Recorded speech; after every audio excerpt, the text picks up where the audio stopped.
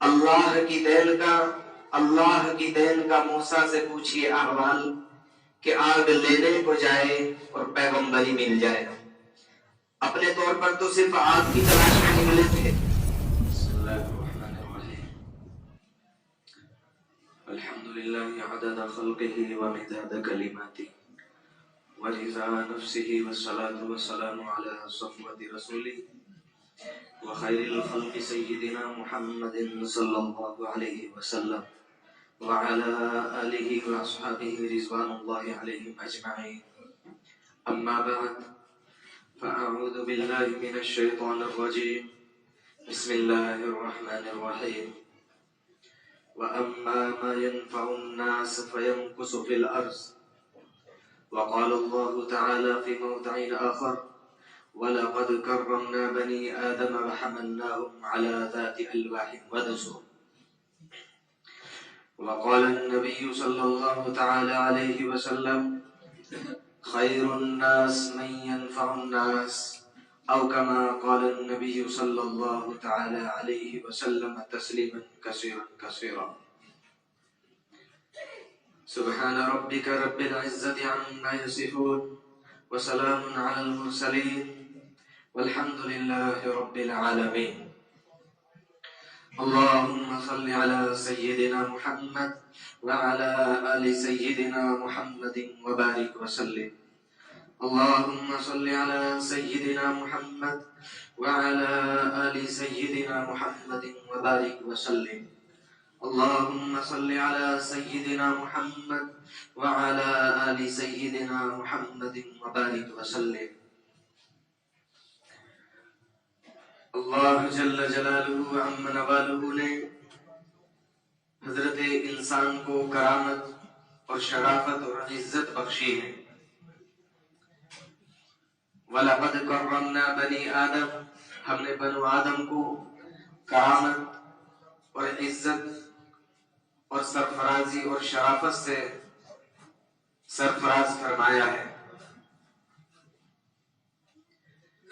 اس کی مختلف شکلیں ہیں، مختلف طریقے ہیں، مختلف باتیں. الصورت الحسنہ، بہترین شکل و صورت عطا فرمائی، جس کو فرمایا لقد خلقنا الانسان فی احسن تقویم.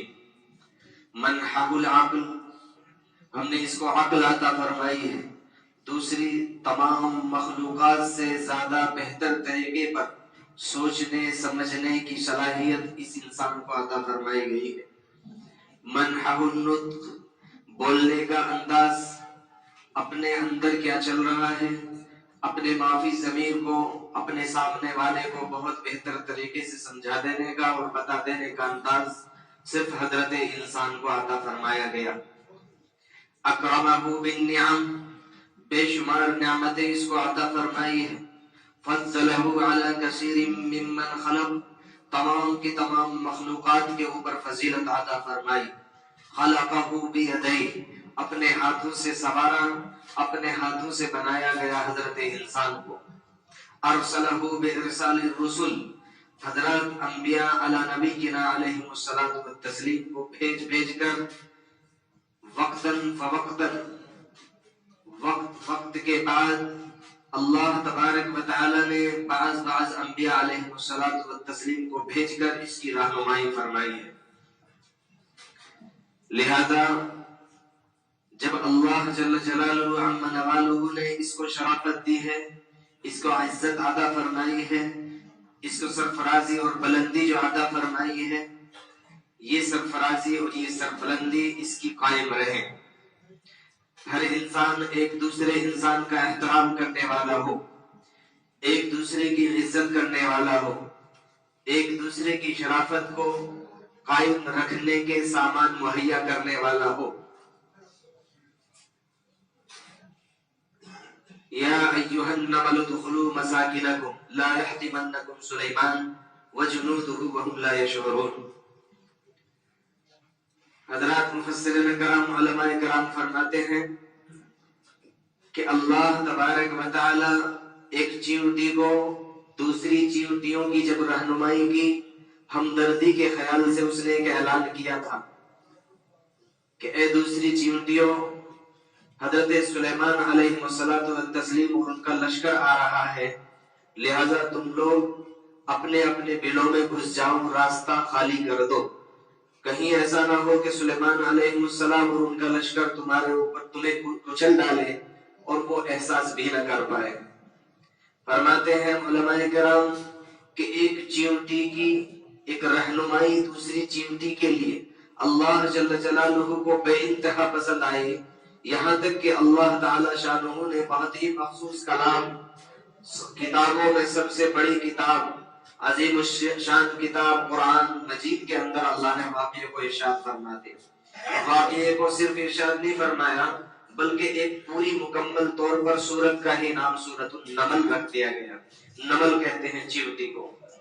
ایک چیونٹی اگر دوسری چیونٹی کی رہنمائی کر دے، ہمدردی کر دے، تو اللہ تعالی شانہ اس کا مقام اتنا بلند کر دے، تو ظاہر سی بات ہے حضرت انسان جو شریف ہو، جو مخلوقات میں سب سے افضل ہو، اور اس کے بعد ایمان بھی ہو، اور پھر یہ ایمان والا دوسرے ایمان والے کی یا عمومی طریقے سے کسی بھی انسان کی ہمدردی کرتے ہوئے اسے بہتر رائے دے دے، بہتر مشورہ دے دے، اس کی زندگی میں کبھی نہ کبھی کسی نہ کسی اعتبار سے کام آ جائے، تو ظاہر سی بات ہے اس کا تو مقام بہت بلند ہو جانے والا ہے۔ اس کے مقام کو اللہ جل جلالہ کم نہیں فرمانے والے، اس کے مقام کو تو بہت ہی اعلیٰ و افضل بنانے والے ہیں۔ حضرت پیر ذوالفقار صاحب اللہ ان کی زندگی میں برکت فرمائے، بار بار ایک لفظ بولتے ہیں کہ تصوف تسبیحات کے پڑھنے کا نام نہیں ہے، لمبی لمبی نمازوں کے پڑھنے کا نام تصوف نہیں ہے، بلکہ تصوف تو پورا کا پورا خدمت کا نام ہے۔ انسانوں کی خدمت، لوگوں کی خدمت، اپنوں کی خدمت، غیروں کی خدمت، ہر ایک انسان کی خدمت کا جذبہ انسان کے اندر ہو۔ میری ضرورت اگر کسی جگہ پر پڑ رہی ہے، میرے مشورے کی ضرورت ہو رہی ہے، یا مجھ سے کسی اعتبار سے کام وہاں پر ہو سکتا ہے، تو ہر آدمی تیار ہو۔ حضرت موسیٰ علیہ نبی کی علیہ السلام دیس چھوڑ کر پردیس کی طرف نکلے ہیں، حالات عجیب ہے، حکم اور آرڈر کر دیا گیا ہے حضرت موسیٰ علیہ السلام کی پھانسی کا، لہذا چلے پریشانی کے عالم میں ہے، خوف بھی ہے، خائفا یترقب، خوف کھا رہے ہیں، ڈر بھی رہے ہیں، دعا بھی کر رہے ہیں، رب نجنی من القوم الظالمین، اے اللہ اس ظالم قوم سے مجھے نجات دے دو۔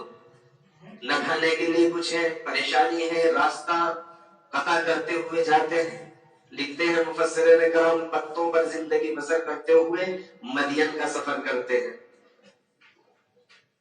مختصر یہ کہ بہرحال ایک جگہ پر جب ٹھہرتے ہیں، ایک کنواں ہے سامنے، ایک درخت کے سائے میں بیٹھتے ہیں، کچھ لوگ آتے ہیں، آ رہے ہیں، لوگ اپنے جانوروں کو پانی پلا رہے ہیں، دو بچیاں آتی ہیں، بچا کچا پانی وہ بھی پلانے کی کوشش کرتی ہے، لیکن لوگ پریشان کر رہے ہیں۔ ایک بہت بڑا سا پتھر اس کی میڈ پر، اس کے منہ پر رکھ دیا جاتا ہے، آپ کھڑے ہوتے ہیں، ہٹاتے ہیں، اور اللہ سے دعا کر ہی رہے تھے، رب انی لما انزلت الی من خیر فقیر، اے میرے رب میں محتاج ہوں، مجھے جو بھی نعمت آپ عطا کر دیں اس کا میں محتاج ہوں، ضرورت مند ہوں، نہ میرے پاس گھر ہے، نہ میرے پاس کھانے کو ہے، بھوک بھی ہے، پریشانی بھی ہے، گھر بھی نہیں ہے۔ خدمت کے لیے جیسے ہی اٹھے، مفسرین کرام علماء کرام لکھتے ہیں یہی خدمت کا جذبہ تھا کہ اللہ تبارک و تعالیٰ نے ایک بہتر انتظام ایسا فرمایا کہ آپ کو گھر بھی ملا، آپ کو بیوی بھی ملی، آپ کو رشتہ دار بھی دیے گئے۔ پورا ایک وقت گزار کر کے جب یہاں سے واپس چل رہے ہیں، میدان تیہ ہے، بھول گئے، بھٹک گئے، راستہ، سردی کا موسم ہے، آگے چل رہے ہیں، بیوی ساتھ میں ہے، حاملہ ہے۔ اب ایک جگہ پر بیوی کو بٹھاتے ہیں کہ تمہیں آرام کی ضرورت ہے، میں آگ تلاش کر کر لاتا ہوں۔ آگ کی تلاش میں نکلے ہیں، آگ تو نہیں ملی، لیکن اللہ جل جلالہ نے بہت ہی اعلیٰ اور افضل اہم کام نبوت عطا فرما دیا۔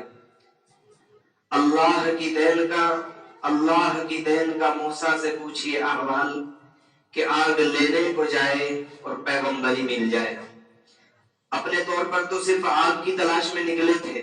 خدمت کا معاملہ تھا، بیوی کو آگ کی ضرورت ہے، سردی محسوس کر رہی ہے، لہذا اس خدمت کے لیے جیسے ہی نکلے، فرماتے ہیں مفسرین کرام علماء کرام، دونوں واقعوں کے پیچھے نہ تو نمازیں ہیں، نہ تو وہاں پر جب گھر ملا، نہ تو وہاں اس کے پیچھے نفل نمازیں تھی، رات پر تہجد اور بہت بڑی بڑی عبادتیں تھی، صرف خدمت.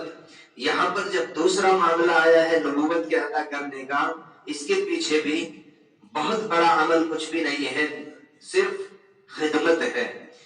دونوں واقعوں کے پیچھے خدمت، اس خدمت ہی کی بنیاد پر اللہ نے یہ سرفرازی عطا فرمائی. حضرت محمد الرسول اللہ صلی اللہ تعالی علیہ وسلم یقیناً لوگوں کے خدمت کا جذبہ رکھنے والے ہیں. یہی وجہ تھی حضرت خدیجہ الکبریٰ رضی اللہ تعالی عنہا جب آپ کو بتا رہی تھی، جب آپ فرما رہے تھے زملونی زملونی، مجھے چادر اٹھاؤ، اڑا دو، مجھے خوف ہو رہا ہے میری جان چلی جائے گی، کہ نہیں اللہ کے بندے ہیں محمد صلی اللہ علیہ وسلم، ایسا نہ کہیں، آپ کو اللہ ضائع نہیں کر سکتا. اللہ کی قسم اللہ آپ کو ضائع نہیں کر سکتا. کیوں؟ اس لیے کہ انتصل الرحم، آپ رشتوں کو جوڑنے والے ہیں، آپ لوگوں کی خدمت کرنے والے ہیں. یقیناً اس خدمت کا معاملہ یہ ہے کہ اگر آج کوئی کسی کو کپڑا دے رہا ہے، کسی کو کھانا دے رہا ہے، کسی کی ضرورت کا پورا کر رہا ہے، تو کسی پر احسان نہیں کر رہا. حضرت ابن مسعود رضی اللہ تعالی عنہ کی روایت ہے، اللہ کے رسول صلی اللہ علیہ وسلم نے ارشاد فرمایا، کل قیامت کے دن جب لوگ کھڑے ہوں گے، ننگے بدن ہوں گے، بھوکے ہوں گے، پیاسے ہوں گے اور پریشانی کے عالم میں ڈوبے ہوں گے، صرف وہ آدمی کہ جس نے اللہ کے لیے دنیا میں کسی پر رحم کیا ہوگا، اللہ کے لیے کسی کو کھانا کھلایا ہوگا، اللہ کے لیے کسی کو کپڑا پہنایا ہوگا، ضرورت کے وقت کسی کی ضرورت کا پورا کیا ہوگا، صرف اس کی ضرورت کو ہم پورا کریں گے، اس پر رحم کیا جائے گا، اس کھانا کھلانے والے کو کھانا کھلایا جائے گا، اس پانی پلانے والے کو پانی پلایا جائے گا، اس کپڑا پہنا دینے والے کو کل کپڑا پہنایا جائے گا، ایسے وقت میں جب کہ بے انتہا اہم ضرورت ہوگی. لہذا اگر کوئی شخص مہینے کے مہینے کسی کو راشن دے رہا ہے، کسی کو ضرورت کا پورا کر رہا ہے، کسی کو کپڑا دے رہا ہے، کسی کو دوسرے اعتبارات سے اس کے کام آ جا رہا ہے، تو یقیناً یہ اپنی ضرورت کے پورا کرنے کا ایک انتظام کر رہا ہے. خوش نصیبی ہے اس شخص کی، خوش قسمتی ہے اس شخص کی، اس اللہ کے بندے اور اس اللہ کی بندی کی، کہ جو کسی نہ کسی درجے میں کسی گھرانے کی ذمہ داری اٹھا رہا ہے، کسی نہ کسی درجے میں کسی کو راشن دے کر کسی بیوہ اور کسی یتیم اور کسی مسکین کے گھر کے خرچے اور اس کے ضروریات کو پورا کر دے رہا ہے. یقیناً چونکہ یہ سب کا سب معاوضے کے طور پر مل جانے والا ہے.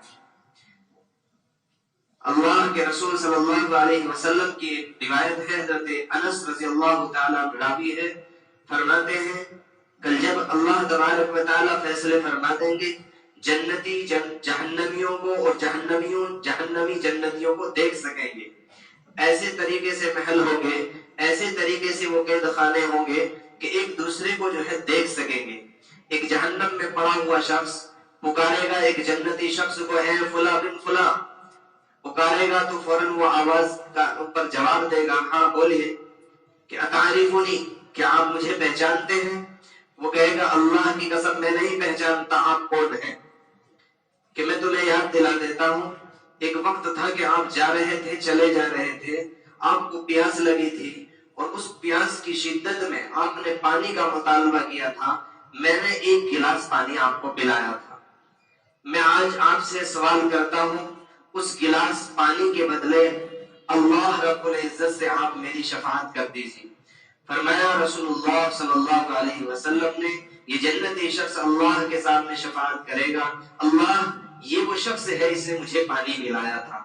اے اللہ یہ جو جہنم میں پڑا ہوا ہے، یہ جو عذاب سہ رہا ہے، اس نے تیرے ایک جنتی بندے کو پانی پلایا تھا، لہذا اللہ اس کو معاف فرما دیجئے، اس کو جنت میں داخل فرما دیجئے۔ اللہ کے رسول صلی اللہ علیہ وسلم ارشاد فرما رہے ہیں اللہ تبارک و تعالی جہنم سے نکال کر جنت میں داخل فرما دے۔